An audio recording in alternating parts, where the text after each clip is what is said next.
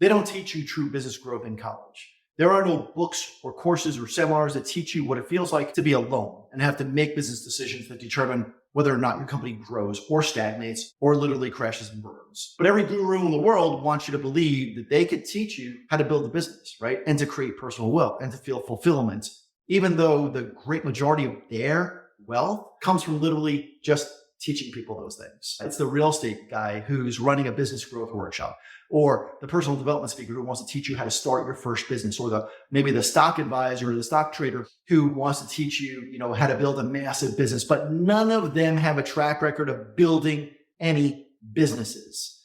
They might be really great at the one skill that brought in the majority of their revenue, but growing a business is unlike all of that. Now, you might be able to make money trading stocks or buying and selling real estate or one of the other hundreds of freaking things that gurus are proclaiming.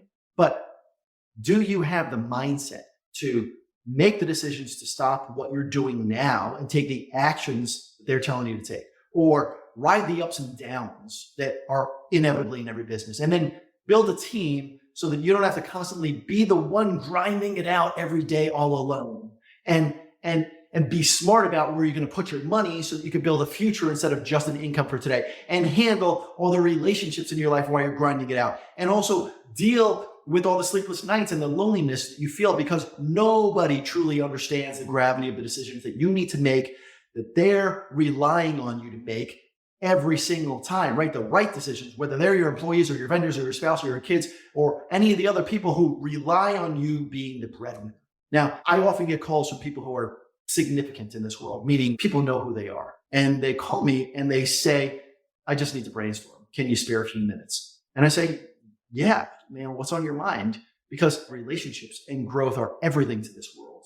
They are the only thing that prevents massive destruction and at the same time creates happiness and fulfillment, not just for the people in business, but for society as a whole.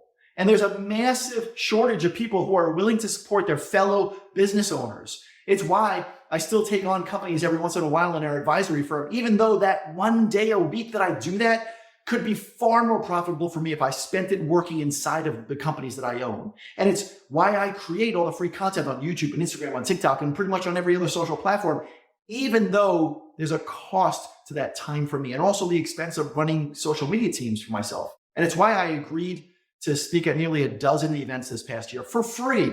I am not interested in giving my time away. In fact, I jealously guard my time and I put it towards my companies and also my family and my personal health. But just like everything in business, I believe that you need to work for today and for tomorrow. And if you believe that there could be a bright tomorrow without pulling other entrepreneurs up, then I think you're seriously delusional. Focusing just on yourself and your business at the detriment of others can make you more money today. But business growth and personal wealth amplifies massively when you surround yourself with other great entrepreneurs and you support them as well as get support from them. And I'm not talking about financial support or affiliate marketing support. I'm talking about brainstorming with each other and emotionally supporting each other. And man, the word emotion can be massively misunderstood. A lot of novice business owners see that word as a weakness, but I've been blessed over the last several decades to have been surrounded by extremely successful, well-known CEOs and entrepreneurs. And many of the most successful people, including many billionaires, attribute the great majority of their success to being emotionally stable when others were not. And emotional stability comes from two places. It comes from your support network, and it also comes from your confidence in yourself after supporting others. Because without a doubt, the world would be a better place if colleges taught people how to truly grow companies, starting with not just having a strong mindset for business, but understanding how to stay strong through all the ups and downs and the lonely times, and how to cushion yourself from all the crap that surrounds you in business growth, especially at the pinnacle levels like the $1 million mark and the $10 million mark and the 25 and the 50 and the 85 and the $100 million marks and beyond. Because there's a different level of knowledge, and equally as important, there's a different level of people you need to surround yourself with at each one of those levels in order to maintain the mindset necessary to keep growing in any economy. In fact, the most important thing that you could ever learn in business is that your level of success is directly determined by how well you surround yourself with the right people at the right times in your life. Because the right people to get you to $1 million are usually not the right people to get you to 25 or 50 or $100 million and beyond. And the right people are not just people who understand business, but you need people in your life who have been through the shit you're going through and who are willing to listen and help you through it.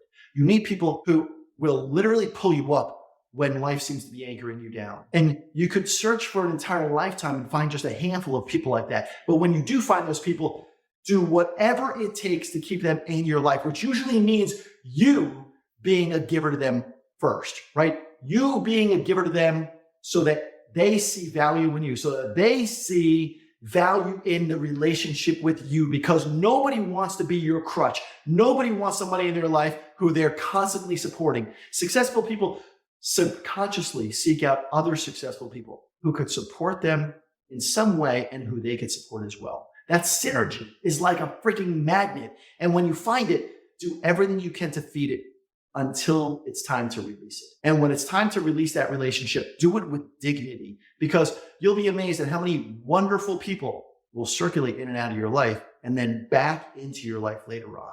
I hope this message hit a chord for you. Give me a thumbs up if it did, and maybe rewatch and re-listen to it a few times so that you get the most out of it.